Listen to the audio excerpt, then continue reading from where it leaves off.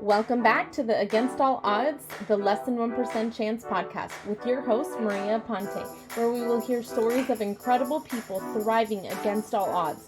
And my hope is that we can all see how life is always happening for us, even when we are the less than 1% chance. Hey, welcome back to Against All Odds, the Less Than 1% Chance podcast with your host, Maria Aponte. I hope you're doing amazing today. I have such a treat.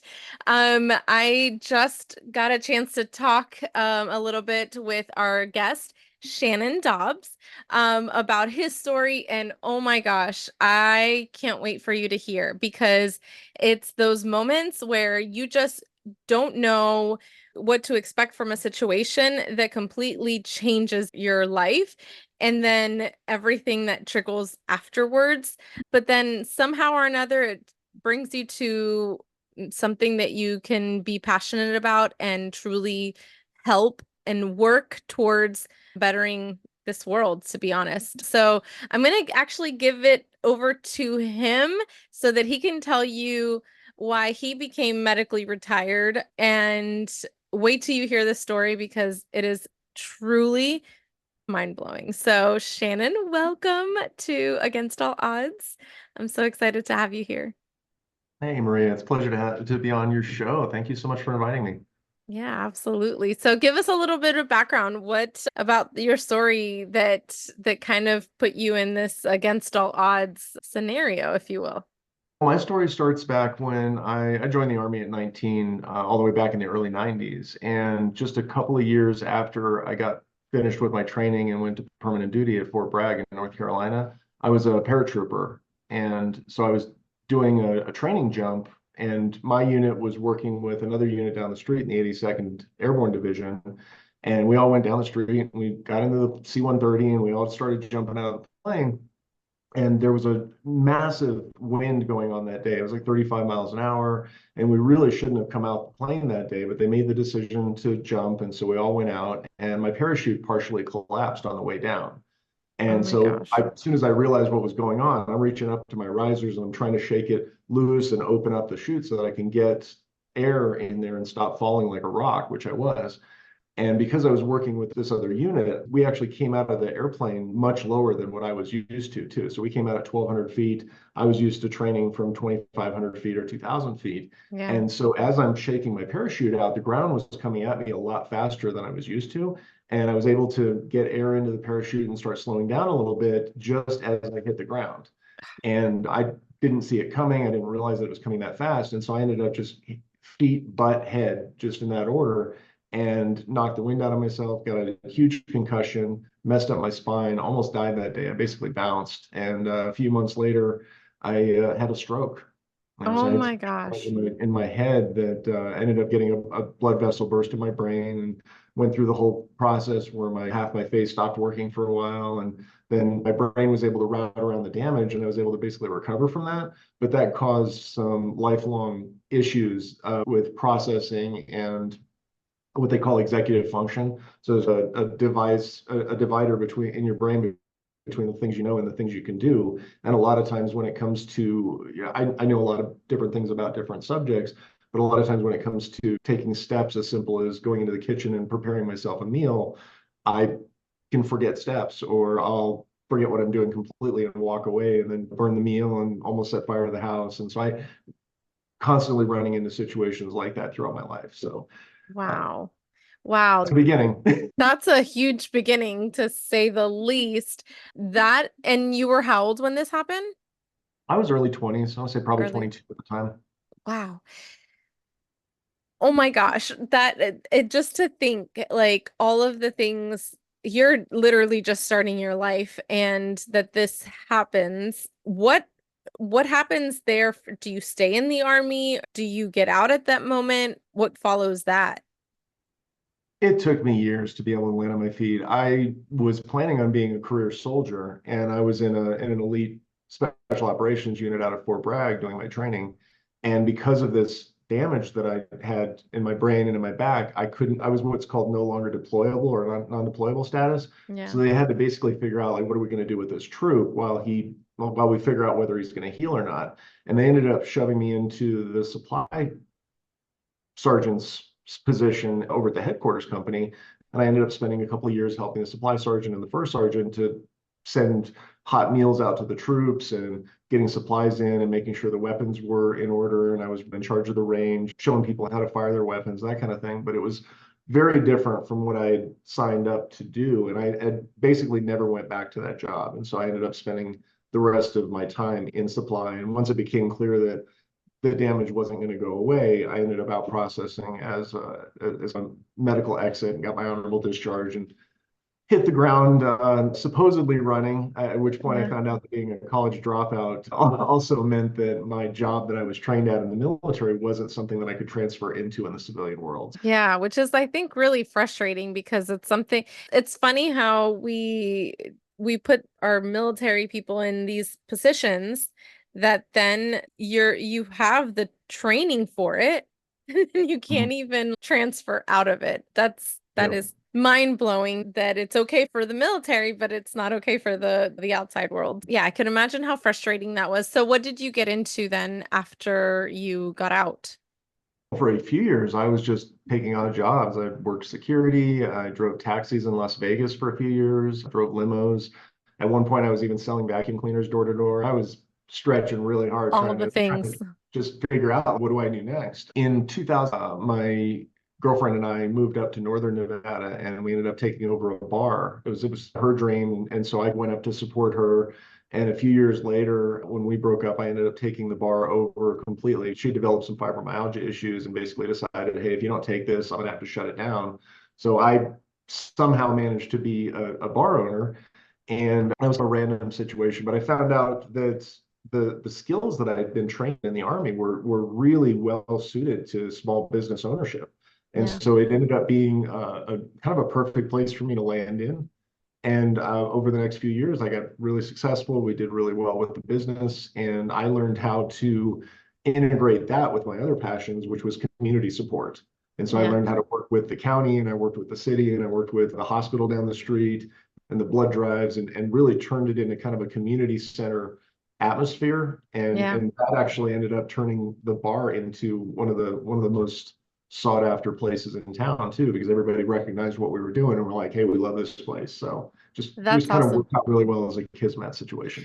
Yeah, it's so funny how like situations that even like a breakup, or Yeah. places where you didn't even expect life to gear you towards something that ends up being, oh, I'm really good at this. How life happens for you, right? Because in the moment, a breakup is tough. The situations that you've gone through are tough, but it's all prepared you for that purpose of bringing the community together and taking over this place where you didn't expect that to be your dream or your career path. And then it was just like, nope, I think I got something for you here that might be better than what you thought. And it's just, I'm a big, huge believer in life happens for you and not to you. It's Huge just, mental shift. Yeah. oh, it was a huge mental shift for me. And I'm like, every time that something's happening, because that doesn't take away from crappy things happening in your life. Right. However, it does give you that perspective of, okay, this might not be the best thing right now. However, how can I find the blessings in this situation? How can I look for the blessings? And I always try to tell myself that because you get into oh my gosh, this is really hard. Why is this happening to me? And then you're like, or I could look for the blessings. And then when you start looking for things, they seem to appear. Funny You enough, know, well, for me, a lot of it has to do with like, how are you going to let this define your life? Yeah, It's the same thing. absolutely. Is are you going to let your life happen to you, or are you going to turn this into something positive? Yeah, absolutely, 100%. Yeah, I love that so much. So then you are in this amazing scenario that you've been able to turn this breakup to a successful business to a community like center, if you will. And then what happens from there? Because I don't believe you're there now. Is that correct? No, right around 2014, it started getting really clear that the damage in my spine and the damage in my head were getting to be too severe to even continue running the business. And so I started looking at how I was going to basically transition out. And I started turning the business into what's called turnkey, where you can essentially hand the keys over to somebody else and they can operate it just as it is. And so it took me a couple of years to make that transition. And then I was able to find a buyer and sold the bar in the beginning of 2017. And that was when I officially retired. But I had applied to the federal government for disability status prior to that and received that. So I was VA disability because it was a service-connected damage that was caused. Wow. So from there, from the conversation we had prior, I know that you have now found a passion project, volunteering. Oh, yeah. I want to hear about that and about how you got into it and what you are doing to completely maybe shift things around in terms of what you're doing now.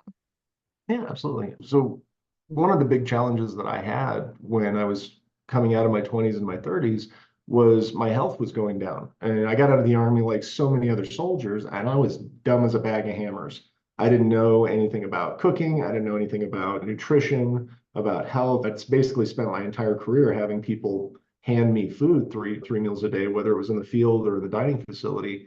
And I didn't have any experience as a kid growing up learning how to cook either. Like so many people, I was 27 years old and I hit the civilian world and I'm like, now what? So in my head, a reheated microwave burrito from the corner store was a viable meal. That was a good idea at the time. And so I just got into this really bad series of habits and my health just went to crap. And years later, fast forward, I was up in northern Nevada. I'm running a bar. I'm surrounded by alcohol. I'm in downtown Reno, which is a food desert, and just kept going and kept going. And I was almost 100 pounds overweight at one point. Wow. I was almost 300 pounds. I had high cholesterol, hypertension, fatty liver disease. Like the doctor at the VA was basically saying, if you don't make a change, you're going to die. Like you might as well start putting your affairs in order. And so right about the same time, it's about 10 years ago in 2014, I started really taking that seriously and trying to figure out like what different path can I take. And it was a long and painful process. And I ended up dropping about 80 pounds and getting back in shape. I was able to come off with statin medications. My liver normalized, like all the different things that were basically threatening my life at the time backed off. And I felt really proud of myself. And I was like, this is a huge transition. And what that got for me is I started looking around and realizing that I had a lot of other people that I knew and cared about that were dealing with a lot of the same situations. And many of them didn't have the same advantages as me. Like I had good money coming in, like my bar was incredibly successful. So I was doing okay. I had my own vehicle. I was able to go down to Costco or to the store, wherever I needed to go to get my food. And I had access to the internet. I was an educated person. I was in the process of getting my bachelor's degree finally. and, and so I was like, you got these other people that I cared about. I had some employees, customers, some good friends that were really struggling with their health. And some of them were working their way into diabetes, and some of them were working into their way into heart disease. And one of my friends had a congestive heart failure, whereas his heart was like 3 times the size of what it should be. And it turns out that these are all food-related problems. These are all directly tied into the diets that they were dealing with. And so that got me really interested in, do these additional barriers exist? And like, why are we having so many problems? And then in 2015, the mayor of the city of Reno popped up in an article and was quoted as asking, like, why can't we get a grocery store into downtown Reno? And that was the first time I realized our leadership doesn't have a handle on this. Like they don't know how to solve these problems. Up until then, I had assumed, I think like most of us, that the people that are in charge, that we put in charge, more or less have a handle on what's going on and that we're doing the best we can with the situation and we're moving forward in some sort of logical fashion. And that was about the time that I started realizing that's not true at all. And that we're just flying by the seat of our pants. And a lot of the organizations and government groups that we as a society depend on to move forward are just as lost as we are. And that's the scary situation that we find ourselves in, because if you look at the problems that we're dealing with as a nation, the United States is losing over $411 billion per year in food waste. And heart disease is the #1 killer in the United States, and it's killing well over 500,000 people a year. And the next three killers after that, diabetes, hypertension, all of these different issues are preventable food-related diseases. And Yeah. so we've got this kind of rolling situation that's getting worse and worse all across the country. People are starting to hear about the obesity epidemic. Was it 13 years ago, the Pentagon even released a paper saying that it was a national defense problem, Yeah. and that as a nation, we're not even able to recruit enough troops to be able to do the things that we needed to do as far as national defense. And so this is something that, like, everybody's screaming from the rooftops, hey, this is a major problem, but nobody's really diving in to try and figure out what we can actually do to solve these problems. Yeah. And a lot of the reasons why is because we're invested in this charity system that we've bought into for generations. And so we've got this whole idea that if we just take this food over here and then we distribute it over there, we're going to somehow solve the problem. We're going to somehow close the gap and fix this situation of access inequality and not having enough food in certain areas, and poor people in low income communities that can't support a supermarket somehow just magically being able to fix these problems on their own. And we just can't do that way. Yeah. And I basically dug into my bag of tricks and my background, and I started looking at other options haven't we tried yet, and what else is on the table, and what other opportunities do we have to try and move the needle and make a difference. And so I started diving into the food system and just really striving to get an understanding of what these challenges were and how I can make a difference. And Yeah. it's been a huge passion of mine for the last decade. That's incredible. I heard you say that Reno was a food desert. So, what is a food desert, number one? And Okay. how does that, like, how do they negatively impact community health, and while obviously contributing to like global warming and climate change and all of that? How does that A all tie lot. together? Yeah, so a food desert is a USDA term. So the United States Department of Agriculture popped out this term that basically defines a phenomenon that's been growing across the United States in underserved low-income communities. And this is both on the urban and the rural side. But basically, it's areas that can't support a supermarket. So Wow. we have a dominant model in the United States where we've got the supermarket is the grocery store that we're used to. And it's Hmm. these, miles of aisles of competing brands and fresh produce, and you can see it all day long, and you can basically drive a car down this thing. And that's our norm. But there's a lot of communities that can't support that model. And what's happened since the 1960s is certain big box stores have come in and essentially dominated the landscape to the point where they're driving all the mom and pop stores out of business. And so you've got Yeah. this hyper competitive atmosphere, and this combination of issues has essentially created this weird scenario that's unique to the US. If you go around the world, you don't see food desert situations Yeah. where you've got these huge box stores are concentrated near freeway exits and in well-to-do neighborhoods and in communities that can support those stores. And then you've got these pockets all over the city of areas where if you live in that community and you don't have your own personal car, especially out here in the West, like on the East Coast, a lot of times you can get by in public transportation, but out here, I'm in Colorado. I used to live in California. I grew up in New Mexico. All of these states around here, the bus system is not enough to be able to Yeah. get you around town. And so it could take you 3 or 4 hours just to get to work. The commute is ridiculous. And then trying to juggle a basket of food, and then maybe you've got a walker, or you're trying to deal with your kids and all of these other things. It just makes it an impossible situation. And what's going on is that these areas that are identified as food deserts, because they don't have a healthy, consistent access to healthy food, unhealthy options like corner stores and bodegas and gas stations end up flooding into that area to fill that vacuum. Yeah. And so the USDA has another term for that, and it's called food swamps. So this is the federal government kind of labeling these situations for convenience, but a lot of grassroots organizations and advocates in the community, what they're calling it is food apartheid, because a lot of these communities, like, it's almost by intent. You've got these communities that are basically being denied access to healthy food. And then one of the things we saw during COVID is that communities like this are struggling even harder than everybody else. And they're getting hit harder because if your body's messed up, Yeah. you're fighting diabetes and you've got heart disease and you've got all these other things that you're struggling with. When It's these, not even, your body's not strong enough to deal with any of the things that are already happening, and let's bring on COVID. Yeah, and then COVID, like, its whole thing is it goes in and finds cracks in your system and it just tears it open. And so Yeah. whatever's happening, if it's in your brain, if it's in your gut, if it's in wherever it's at, it's going to go in there and it's going to attack that weakness. And so that's what's happening is a lot of our communities are just in a situation of permanent, almost fight or flight in your Yeah. system, because you're constantly fighting against the crap food and the preservatives and just the nasty stuff that we've got in our food. And really, it's these marginalized communities that are getting hit hardest because of Yeah. this situation. Yeah, I can totally see that. And that's really frustrating. I'm in health and wellness as well. Mhm. And I just had a conversation with my ex-husband's wife. My ex-husband in construction and doesn't take very good care of his nutrition. And I was like, I'm creating him a meal plan. I'll send this to you. We have a great relationship. I'm very thankful for that. But I'm like, I need my kid's dad to be good. And he was just in the hospital because of like this chest pain. And I'm like, I'm Puerto Rican and I come from a culture that doesn't regularly know what a vegetable is, for example. Yes.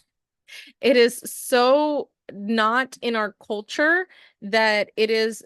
So I didn't learn how to eat properly until I was like in my 30s, Mhm. and how like a well-balanced meal can help you fight disease. It helped happen with me. And so I feel like this is so important how food can determine mental health and it can determine your physical health and emotional health. And it is, I'm so with you on this. It's a Like, big deal. I it think is, a lot of people know that this is a problem, and this is one of the things, like the food access thing it's hard to describe for people that don't really understand the system and the back end of what's going on. Like, it's a complex system, and so the reasons why we are where we are, like, this is going back multiple generations. There was decisions made back in 1930 yeah, that the United States made as a nation that are still reverberating. We're still seeing side effects of that to the day, and the unintended consequences of some of those decisions, like, that's really what led us where we're at. It's almost inevitable. If you look back at history, like, this is exactly what we asked for. We just didn't know yeah. it at the time. Yeah, But and it's so funny. My kids, I have one just graduated high school, but I have one going into woo, high school. I cool. have two graduates now, and I'm like, oh my God, how did this even happen? But my last one is going into high school, and she's, oh, I hate history. And I'm like, kid, history, if you pay attention, is the best subject because if we actually learn from history, we can actually make some change for for your future. Not even mine, for your future. If If we we don't can learn from history, we're guaranteed to to repeat it. repeat it. Yeah. 100%. And I made fun of it with clothing. I'm like, you know, the clothes that you're wearing, that's what I was wearing in the 90s. And it's we are learning. When we don't learn from history, it just continues to come back. And it just yeah, I'm all in with this. So why don't we as a society have an effective way to keep food produced by restaurants out of landfills? And what can communities do to combat this problem and get more food out of the trash and back into the communities? Because that's something that's really frustrating when Yeah, I have friends that work in the restaurant industry and they throw away so much where can't if we're gonna throw it away, can't we just give it to people that need it? exactly. So it's super exciting. We're in an inflection point right now, because when I was up in northern Nevada, and so I was working on the food access side, and I actually figured out a business model for a type of grocery store, the one that we used before supermarkets were invented, that you can actually put into low income communities and it'll survive in those areas. So I developed this model, and this is one of the things that I advocate for. But while I was doing my volunteer work up in northern Nevada, I found out about an amazing program that was going on in southern Nevada, down in Las Vegas. Their food bank figured out how to use a piece of manufacturing equipment called a blast chiller.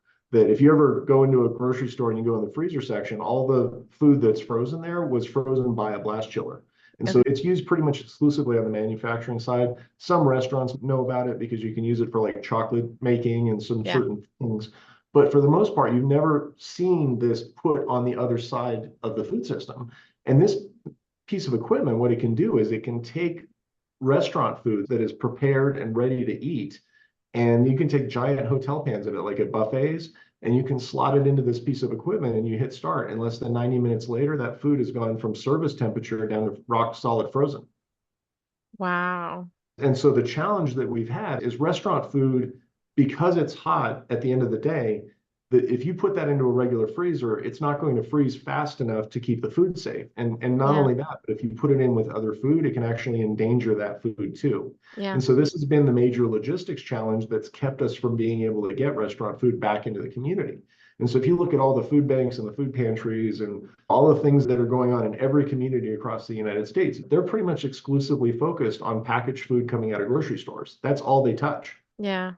And so restaurant food has been this kind of no man's land, third rail type of situation that nobody wants to mess with because of this challenge. And so this Three Square is the name of the nonprofit down in Las Vegas, and they collaborated with the MGM Grand Resort, which is, you know, Huge. a massive casino organization. They've got, I think they own like a third or a half of the strip. I have no idea how much they are, but they're huge. Yeah. And so they did this collaboration, and they started with one hotel and they kept adding and adding. And now they're up to 20 locations, and they're rescuing almost 400,000 pounds of food a year off of the strip. And it's this huge kind of thing it's important, right? It's a Yeah. massive thing. And you would think that we would start replicating this solution all across the country and around the world. But what's happening is the nonprofit organizations really don't talk to each other. And so Yeah. I talked to the food bank here in Colorado, and they had never heard of it 8 years in.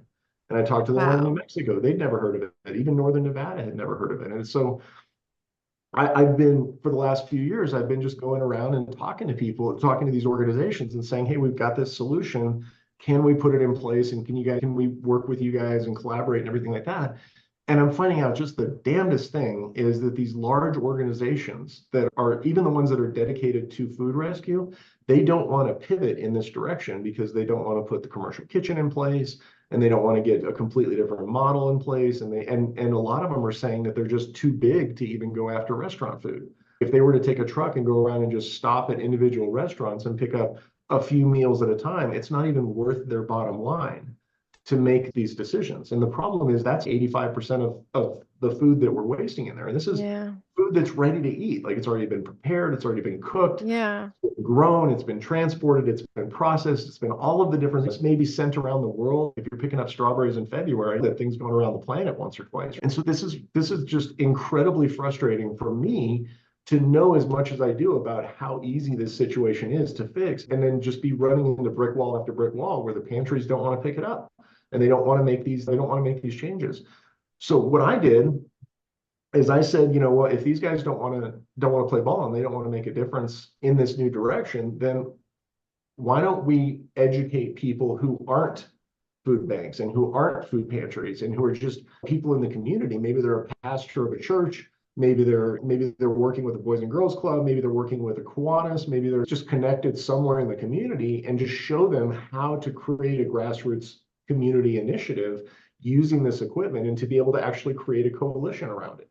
And so I developed a masterclass that I literally just recorded it last Thursday to do just that. I'm basically educating anybody who wants to learn, and you don't have to be connected to a food bank. You don't have to be connected to a pantry. You don't have to know anything about this. And all you have to do is go around and find out who's got a commercial kitchen. Maybe your local church does. Maybe your Lions Club does. Maybe there's all kinds of different organizations that have commercial kitchens for whatever reason. And guess what? They're 9 times out of 10, they're not operating at 10 o'clock, 11 o'clock at night when the restaurants close. So you could have this one piece of equipment in there, and now you could use this facility off hours. You could work with the restaurants and actually have a place where you can take this hot food, drop it down into frozen, then just stick it into a regular freezer. And the next day, somebody can come by and pick it up and redistribute it. Yeah. And that's kind of how it starts. If we can find a gazillion Amazon drivers, I feel like we could find people to get this like mechanism of, So here's the thing. This is a problem that is a solution.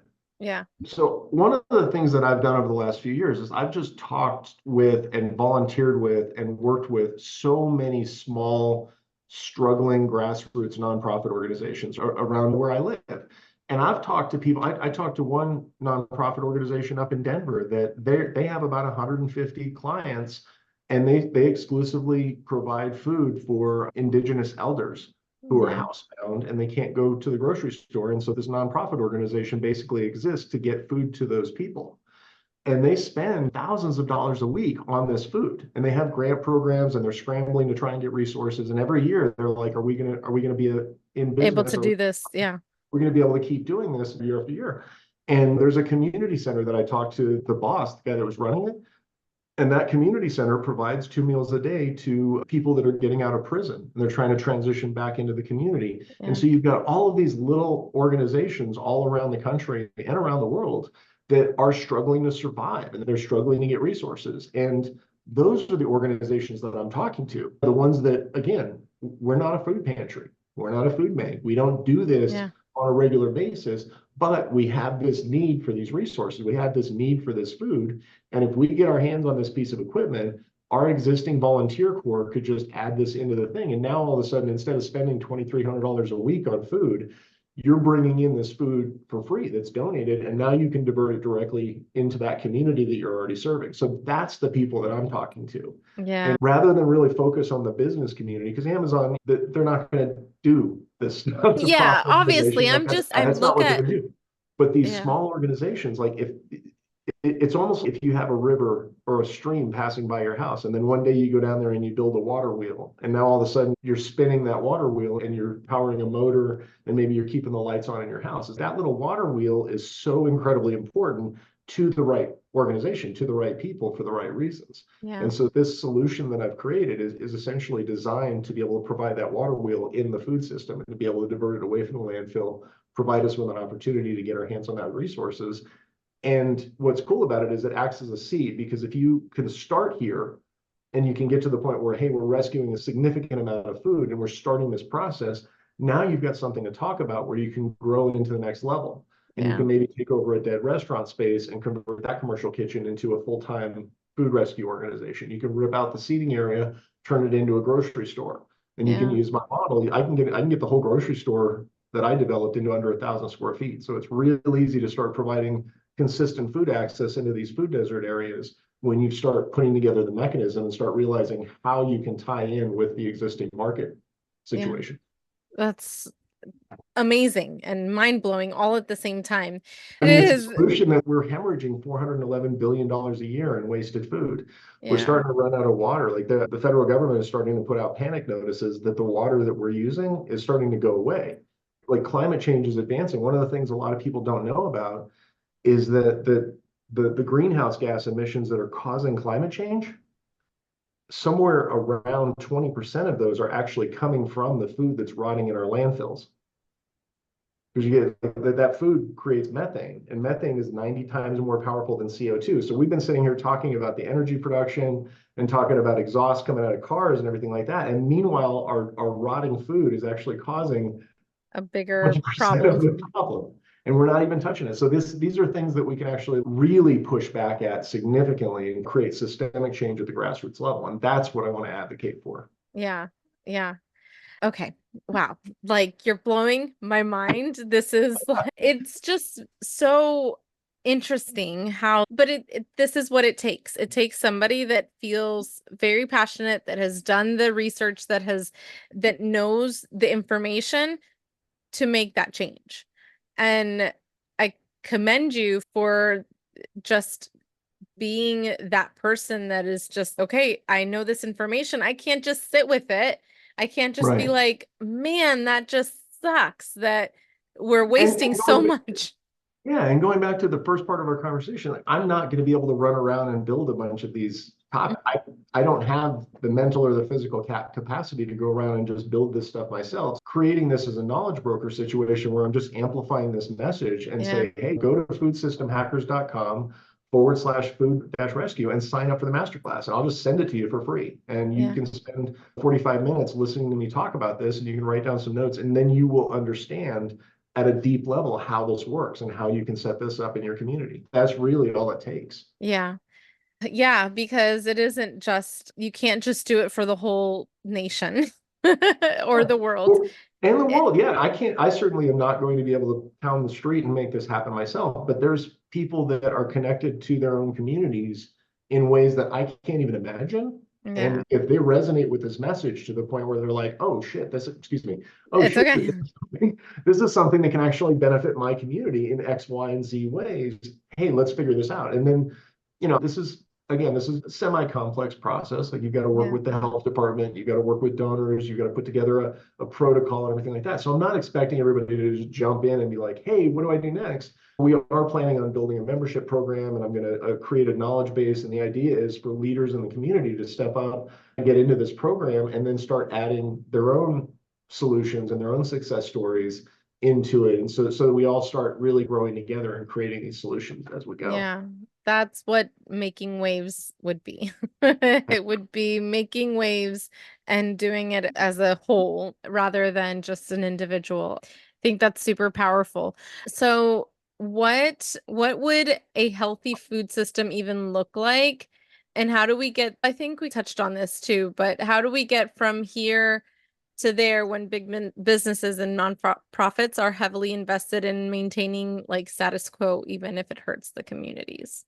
Yeah, they really are. And so one of the challenges is coming in too big.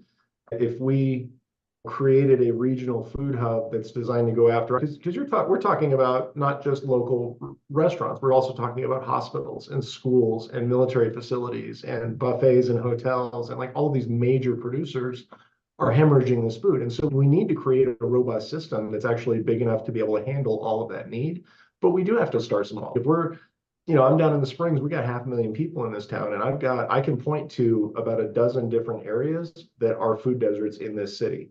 And Yeah. so any one of those areas has nonprofits that are focused on that area, and they have nonprofits that are focused on the problems and the challenges in those communities. And so if we start stepping up one at a time and just supporting each of those organizations and each of those, community leaders as they're stepping up, and we can show them, hey, this is how you write a grant proposal. This is how you create an entity structure, and definitely talk to your legal representative and your CPA, and don't depend on me for that type of advice, but I can tell you what I did and what I continue Yeah. to do. And Yeah. so we can walk through these success stories of this is how we walk the walk. And as we start doing this, let's say you've got a half a dozen of these locations. Well, now you can start looking at, okay, what are we going to do at the next level? We start looking for a dead restaurant space. There's out of Plenty business of those. communities all over the place, and they've already got a commercial kitchen. They've got this seating area that could be repurposed into a grocery store. Now you're starting to do it at a community level. Boom, this is a solution that we can start focusing at where we can continue to grow. Then we start getting into bigger city situations, like up in Denver, 2.5 million people. We need a larger solution. So we start looking at a regional food hub that's going to have a large scale commercial kitchen. That's going to have some other advantages to where if you need more processing capability for the local school system to be able to wash the fruits and everything and get in there, that can start doing double duty, and it can start working as a place for small business owners to go in and be able to use some of the equipment during off hours and actually support themselves. You get one level above that, you start working with the urban community, working with the rural community. Now you've Yeah. got the rural producers, they're harvesting their food, and a lot of times they don't have any place to process their food. In Colorado, they got to ship that stuff out of state. Yeah. Same thing in northern Nevada. And so you start looking at these solutions. Okay, how do we grow to a point where we can start encompassing and enfolding and including all of these different groups that are struggling? Because at the end of the day, what people need to understand is our food system is working the way it's intended, but there's parts missing. And those parts aren't in existence because no organization's really been able to figure out how to profit from them. Yeah. I created this public benefit corporation here in Colorado because my focus is on nonprofit. It's on creating a mechanism that ties all these situations together. And Yeah. so that's one of the things that people can do is they can tie in with their local community development corporation. They can start advocating for these solutions and start getting these support organizations that are there to do these things and say, hey, we've got a plan that we pulled off the internet that Yeah. says, hey, we can do this and this. And then you point down to Las Vegas and be like, here's the success story. This isn't just a pie in the Yeah. sky solution. Here's an organization that's actually doing this. And I know a ski resort up here in northern Colorado that's doing the same thing. They've been using a blast chiller for a few years to be able to get their food down off the mountain.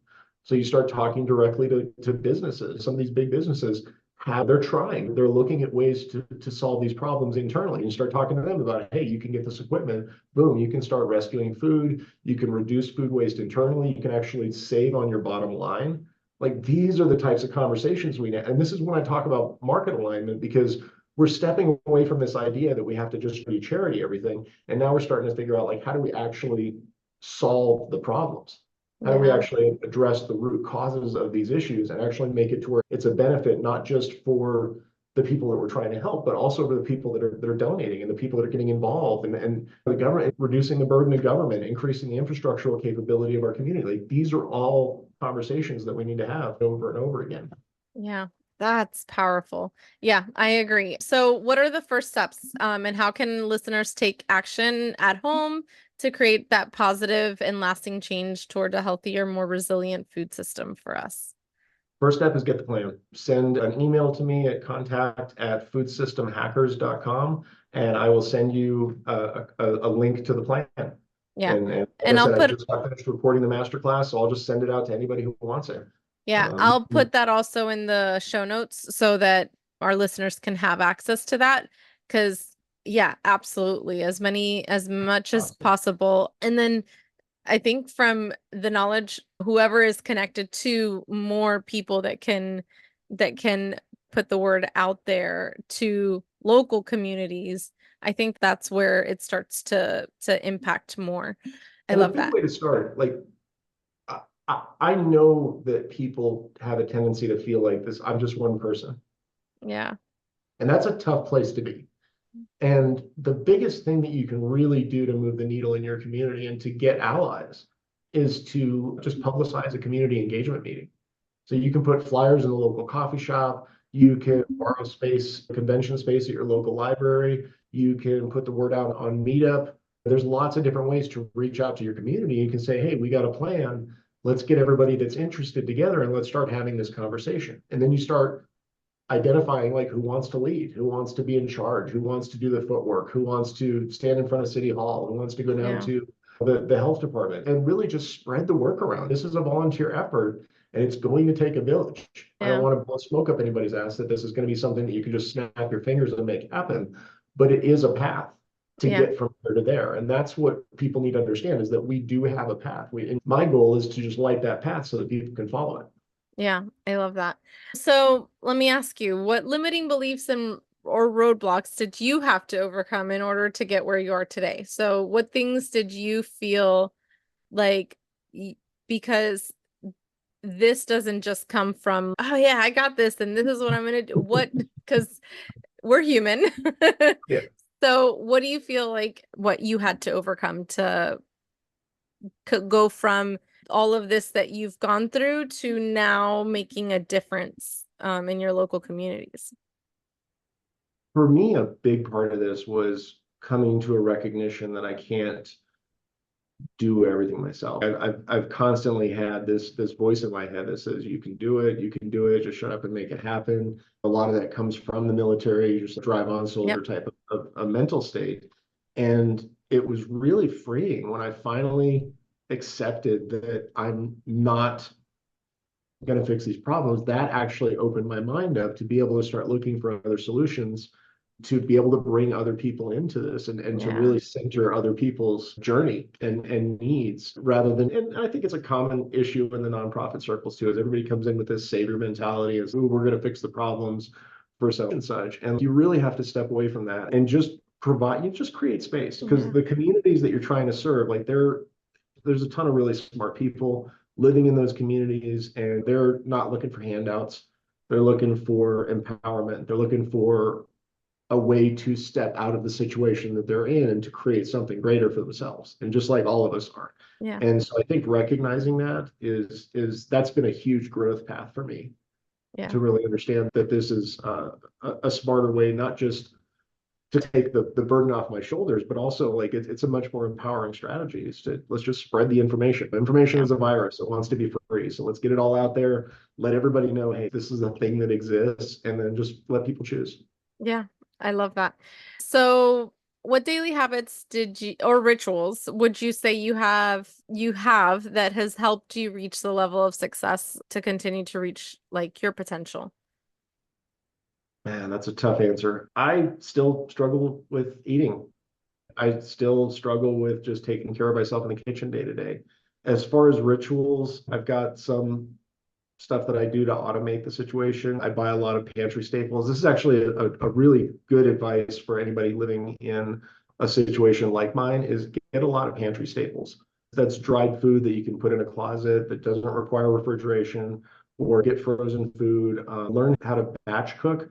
So you can get Yeah. like a big Instant Pot. Even if you don't even have a functional kitchen at home, you can do a double load in an Instant Pot of whatever it is, like a bean recipe, you want to do pulled pork, you want to do whatever you need to do.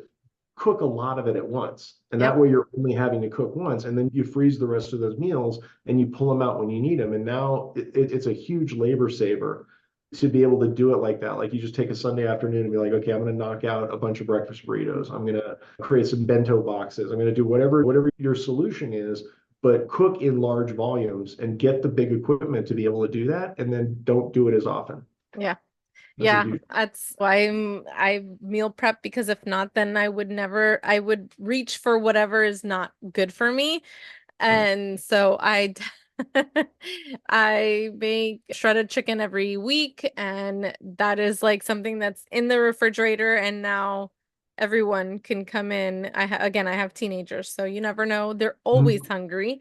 And and instead of them like, what's for dinner? Go look in the fridge. We already got stuff in there. Like all you have to do is heat it back up. That's it. Yeah. And yeah, definitely. So I am going to put all of the information for the masterclass and everything in the show notes. This is so important. I'm so incredibly, I don't even know you, and I'm proud of you for everything that you've done, because this is such an important issue that needs to be addressed. And so thank you. I'm honored that you were able to get on and share your passion, because it is so important. And I really, truly wish you so much success in this, in getting everything out there and and hopefully this will be an avenue to get it to more people as well. And I want to Uh, thank you so much for letting me on your platform and sharing this information yeah, with people that listen to you and that care about your message, because that's how we're going to solve this problem. We need to amplify, and we need to get a lot of people that are in touch with a lot of people and really just get this into common discourse to where we're all starting to think about it. Because right yeah, now, we not enough people are aware of even the problem. yeah, This is one of the things about food insecurity and food waste, is that if you're not directly impacted by it, you don't see it. These are invisible problems. They're not yeah. happening in your neighborhood. You don't live in a food desert. Therefore, it's You just have not no a, idea. at a grocery store down the street. What are you talking about? This is something that I run into over and over again, is the need to just educate people, like the majority, in the problems of the minority, because it's about 15% of our population. But if you spread that across the US, that's tens of That's a millions of people. lot. It's a lot of That's a people. lot of people. Yeah, no, I definitely agree. I think that taking this one community at a time is going to be, and then multiplying that by the people that are that are bringing in that knowledge. Because again, like you said, it's something that I didn't know that it was that severe, and didn't think to even think how much is wasted from restaurants and from all these things. You don't sit there and ponder that, because Right. it's not a problem that's in your face, and but it's a problem that's creating issues for all of us that we're obviously like feeling in Yeah. other And it's ways. and it's a systemic problem, because the Yeah, way our system's set up is pretty much going to guarantee. If you go into a grocery store and you had empty shelves, and you didn't have a whole lot of stuff on there, what would you think about that grocery store? yeah, And you think, like, you guys don't know what you're doing. Like, yeah, you got a crap business model, right? It's the same problem in restaurants. If you walk in and they're like, oh, we're out of this item today, or we ran out or whatever, you're going to walk out and probably never go back and trash talk the place, because they can't even handle their own menu. But the yeah. reality is they're guessing every day, and they have to start at the beginning of the day, and they have to guess, like, how much do we How cook many? today Yeah, to satisfy the whole day. And if you get a road closure that day, or there was a ball game, or it got rained out, or just whatever things happen, that restaurant's SOL. They're out of luck for the day, and they're sitting here with all that food that they cooked, and then it's hot and it's ready to go. And they're like, they don't have a mechanism to do anything with the food at that point. Our system's just set up so wonky because of that. yeah. Yeah. It's up to us as a community to help the restaurants out. A lot of things we're doing right now is just yelling at restaurants like you need to do better. And it's no, Well, our system designed to setting them up to fail. So let's us do better about helping them get this food back into the community and get it out of landfills and then see where we're at. yeah, absolutely.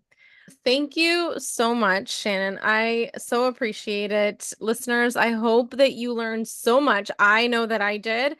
And I will again put the information for the masterclass and even how to get in contact with Shannon, because this is definitely a problem that we need to take on, because it's going to affect us in one way or the other. So thank you again for listening. Peace out, guys. Love your life. Bye.